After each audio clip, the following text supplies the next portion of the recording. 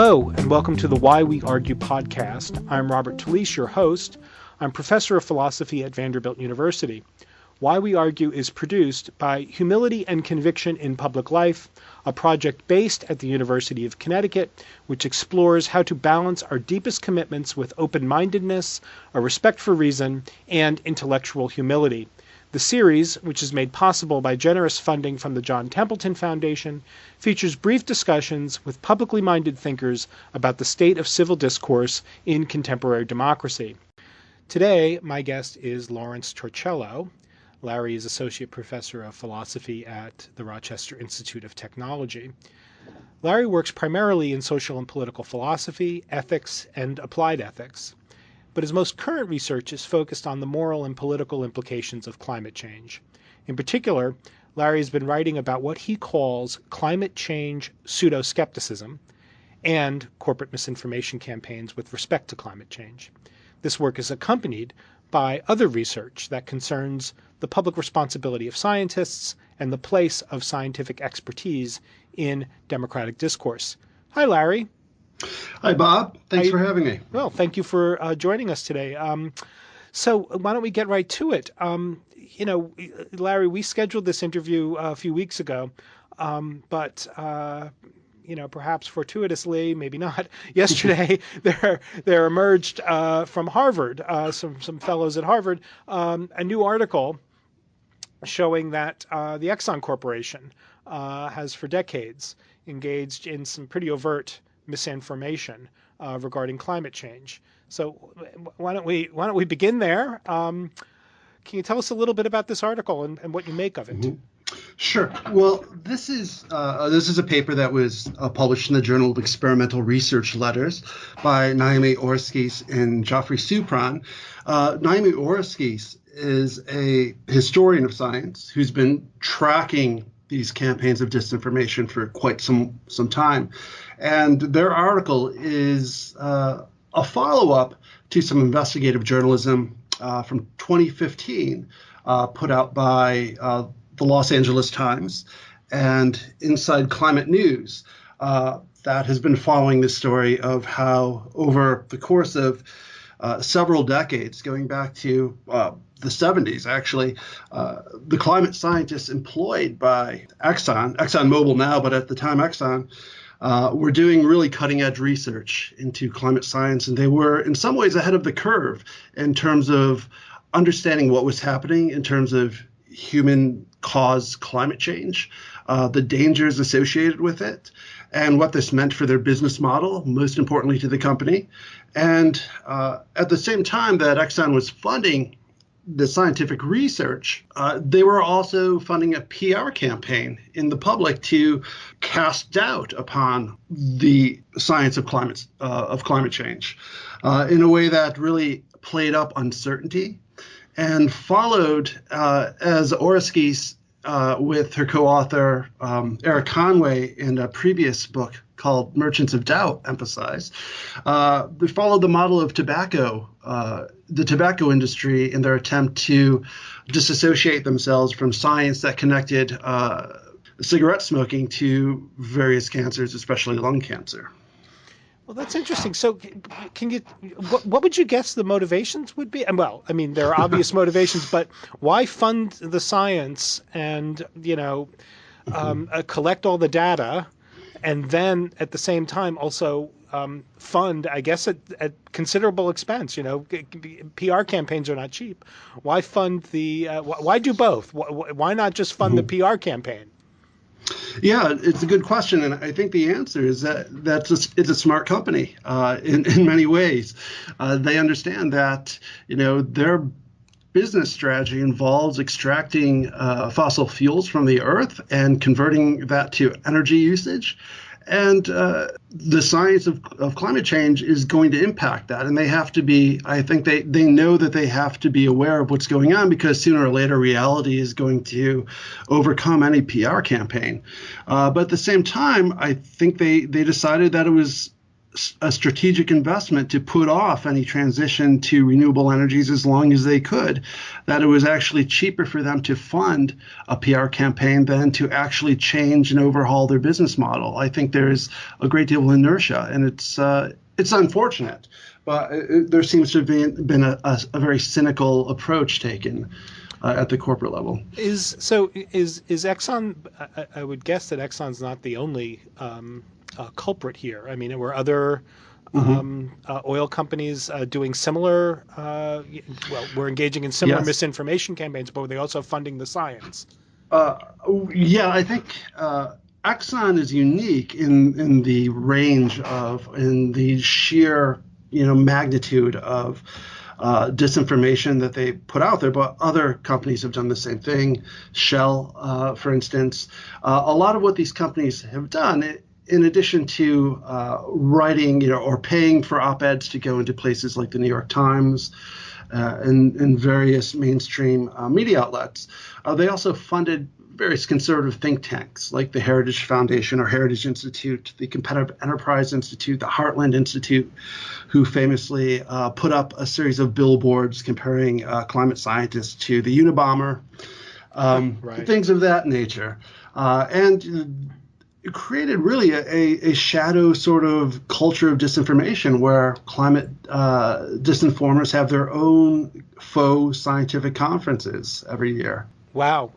So let's talk a little bit about some of the what we might think of as the sort of public or political epistemological sort of elements to this, because I take it that one of the issues that that we confront in dealing with sort of large-scale public misinformation campaigns, which you've already touched on, and I know that your work addresses quite a bit, and is signaled in the title of the book you just mentioned, is that the misinformers, their aim is really just to create uncertainty or doubt or a kind of hesitation in the public mind that runs contrary to the scientific evidence.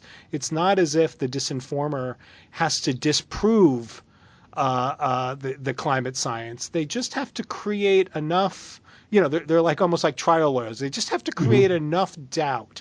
So there's a kind of asymmetry then. Is that right? I think so, yeah. Their strategy is very straightforwardly to play up doubt, create doubt in the public sphere, so that they could push their own agenda. And the idea is that when you're playing up doubt, there's sort of a faux reasonableness. We're just being the skeptics. We're just, doing our due diligence. We're asking important questions in a way that really, I think, misrepresents what goes on in actual science when science is working well, when the process is working the way it ought to, in a way that confuses the public to the degree that it's not just a matter of misunderstanding the science, but I think there are deeper epistemological problems with how the common citizen understands the process of gathering evidence and weighing expert opinions and understanding the meaning of scientific consensus when consensus exists. Does that get at your question, or am I missing something? No. That's great. So let me. So there are two things in what you've just said that I think are worth picking up on. So one is that the disinformation campaigns do have do draw upon a sense of what we as philosophers call reasonableness, right? That the argument is never just straightforwardly science doesn't know what it's doing or scientists don't know what they're talking about. It's always there's disagreement in the scientific community, which does draw on a kind of reasonable norm of looking to the science to help us think through complicated issues of public policy that depend on science. But at the same time, and this is where I wanted you to pick up on, at the same time, the public doesn't always understand how science works, and isn't, as you were saying, isn't always sensitive to nuanced questions about when the mere existence of some counter consideration actually counts as countervailing evidence. Hmm. Hmm. Can you tell us a little bit about how those campaigns work and play on the sort of the dual, the norm of sort of deferring to the scientific community and the overall or pervasive, we might say, sort of lack of nuance in the public's understanding of how science works? Yeah, good. So one of the things I try to identify with the notion of pseudo-skepticism, by the way, the word itself comes from a sociologist in the 70s, Marcello Truzzi, who coined the phrase to use against those he thought were dogmatically skeptical with regard to perhaps marginal claims of supernatural or something like that. He was associated with the Center for Inquiry originally. And while I use it relatedly, I go beyond it because I think if you leave it just there, pseudo-skepticism could be used as a bludgeon against anyone you think is questioning something that you want to take seriously. But by tying it to a scientific consensus, the idea that science operates with at least, I think most people who understand the basic epistemology of science would agree that there's an honest attempt at methodological skepticism applied to uncovering a better or clearer understanding of the natural world, so that when one doubts that sort of inherently skeptical process of the modern scientific process, one is using skepticism or trying to use the epistemological good reputation, we'll say, of skepticism to challenge science itself. So I associate that with pseudo-skepticism. So the idea would be that there's something akin to pseudoscience going on here, where you attempt to use or take up the mantle of authority from science and use it against science. You paint yourself as the reasonable one. You're representing the reasonable party. And how that works with climate pseudo-skepticism is, as we talked about a moment ago, the idea of playing up doubt and uncertainty. But also at the same time, as one is attempting to appear to be the reasonable one in the debate, they're also casting aspersions against climate scientists by saying they're unreasonable, they're becoming dogmatic, even religious in their zeal to have one set of acceptable answers to the problems we're seeing around the issue of climate change. So there's sort of a two-tiered strategy. One, play up uncertainty to make it appear as if they're asking more reasonable questions than they are, and also to play up the degree to which climate scientists don't know what's going on, which they attempt to do, and at the same time attacking climate scientists as being the dogmatic ones who have been politicized now and who are no longer in the community of reasonable people. So there's an ad hominem that's adopted into their strategy as well. Right, and so it is good. I'm glad that you brought that out. I hadn't thought through this before. It is a rather complex strategy, as I suppose it would have to be, and its complexity, I think, has to be part of the explanation of how successful it is. Yeah. I'm sad to say, because you're right that it is a kind of it looks like a wedge strategy, right? It starts with the let's look at all of the evidence and let's hear what all of the scientists are saying, and there's not consensus among the scientists because there are these scientists who think that climate change isn't caused by humans or the climate isn't really changing.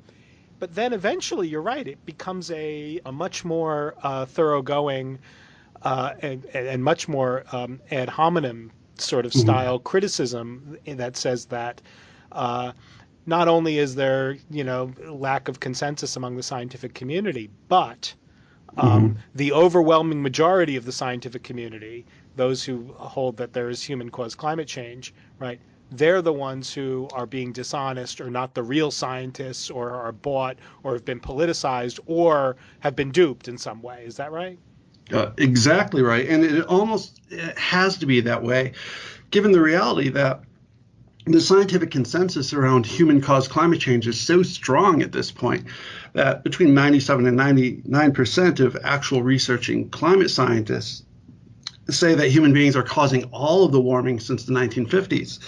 And to attack that, especially as somebody who lacks scientific expertise in climate science, you almost are reduced to conspiracy thinking, and there's a significant overlap in accusations of well, and this is where there's, I think, an analogy with pseudoscience, the idea that mainstream science is trying to suppress something, that they're in the pocket of big renewable or something like that, and that the world community of scientists are all in it together for their own profit to as Senator Inhofe writes in his book of a few years ago, to perpetuate the greatest hoax on earth.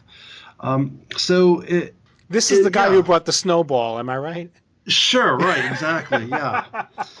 Yeah. The earth isn't warming because I've got snow in my hand. Exactly. And Hugh receives quite a bit in terms of campaign money from fossil fuel industries. So what do you think? So in this case, though, I was about to say, what do you think is the right sort of strategy for combating the public's susceptibility to this, what we've now sort of described as a wedge strategy? It starts off seeming, perfectly sensible to say things like, look at all the evidence. Not everybody agrees. Some people look into this and investigate it and come up with a different kind of conclusion. We've got to consider the strength of, the dissenting voices. I mean, that all seems like good scientific practice.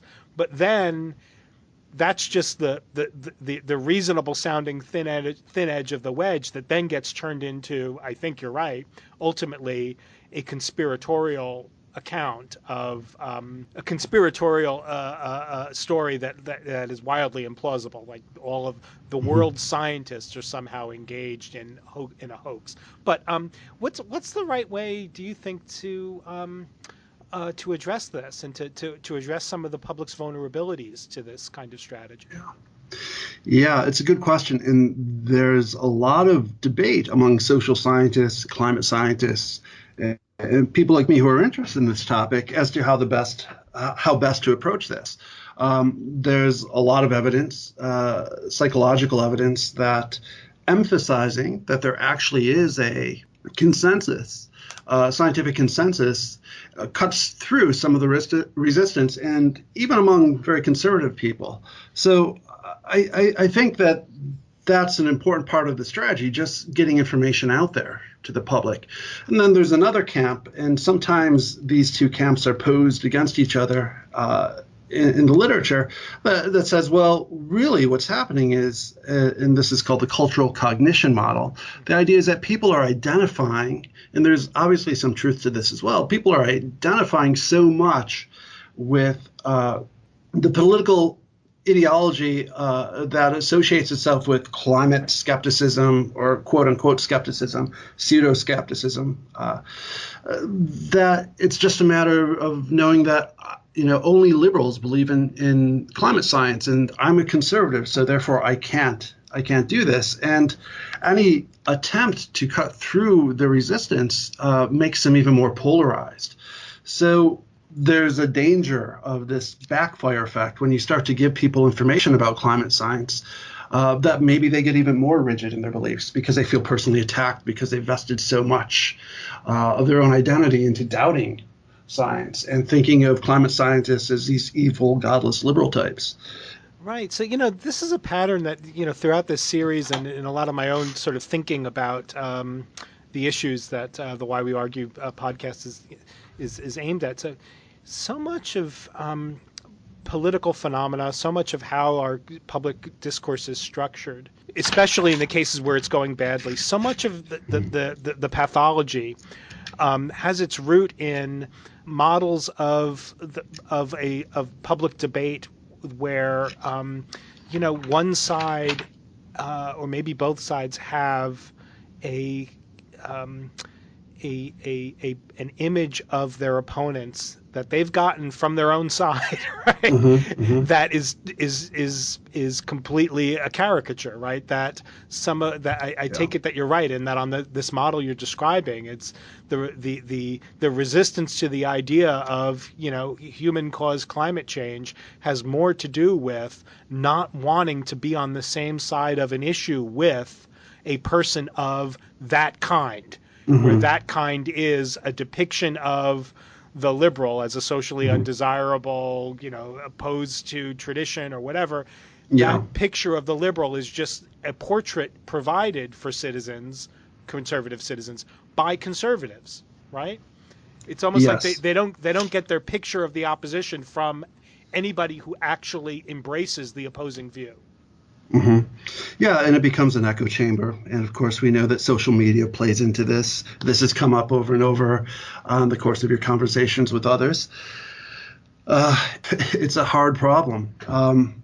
Yeah, and I suppose that if the second model that you were describing is correct, then it looks as if galvanizing the climate scientists and helping or creating new ways in which the scientific community can take up a public role or communicate directly with the public, that will not only not be effective, it might even be counterproductive, right?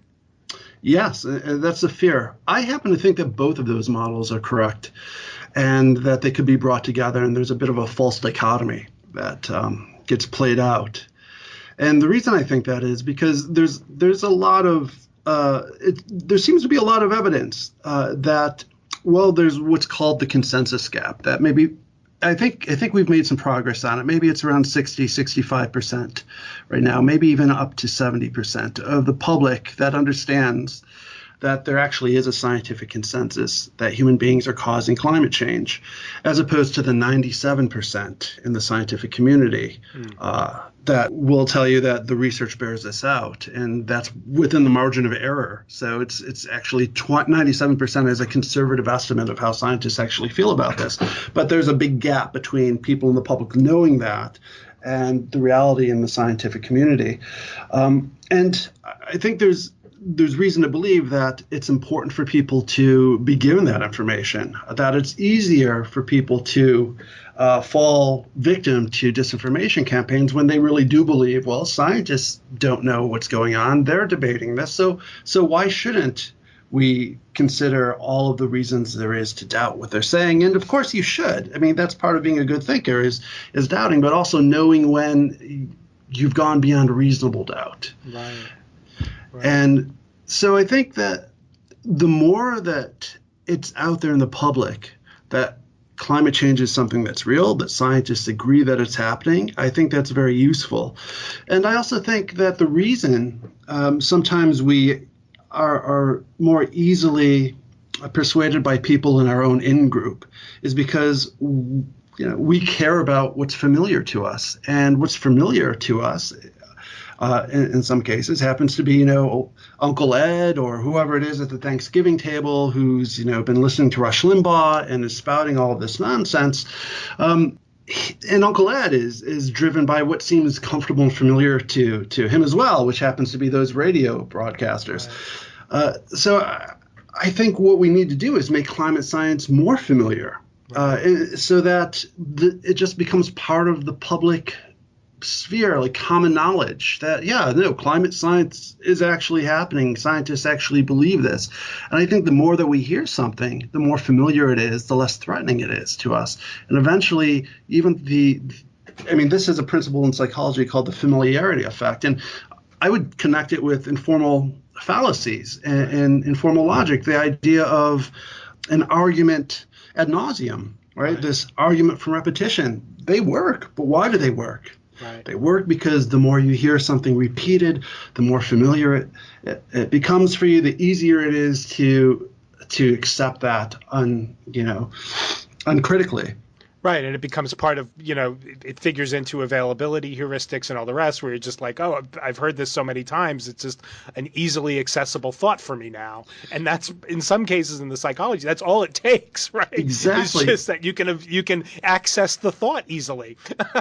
Exactly, and this is where the disinformation campaign has been so successful. They've made people who are thoughtful and want to have clear public conversations and debates very careful about even mentioning climate change, because the assumption is that that's going to put everyone's hackles up.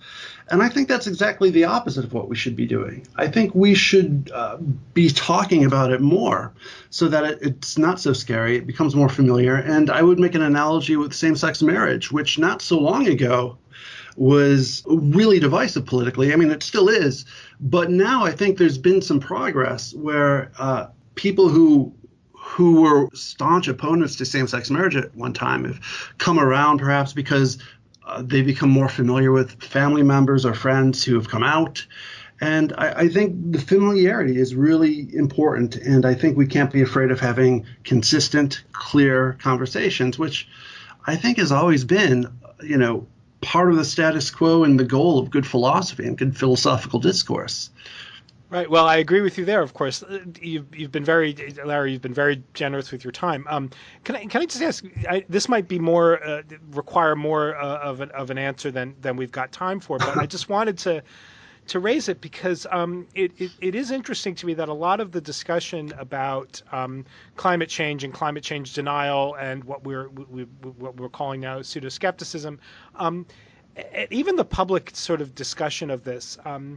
Seems very infrequently, to my surprise, I guess, to bring in sort of moral questions about putting future generations at risk. So I wonder, this is the idea of moral duties to future generations is something that you take quite seriously. So why is that not a bigger part of this discussion? Because I could imagine somebody saying, look, even granted, let's just grant for the sake of argument that the scientific community is not of one mind about whether there is climate change or whether it's being caused by humans. Let's say there's a debate worth having there. Let's just stipulate that. Couldn't somebody still say, but wait, isn't it just more prudent to proceed on the assumption that human beings, the human race, ought to change its consumption behaviors so that we can do what we can. If there is a risk, we minimize it. Yeah. And a lot of people point that out, that uncertainty isn't on the side of inaction. That the more uncertain something is, the more good risk assessment would have you actually take action as a precautionary. But yeah, I think we have left morality out of this conversation, this public conversation, far too much. And a lot of the people on the side of inaction on climate change, climate denialism seems to move back and forth between just denying it, wholesale, to saying, well, it's happening, but human beings aren't to blame, to saying, well, okay, it's happening, but we can't do anything about it, to saying if we do something about it, we're going to relegate a large part of the world to never developing.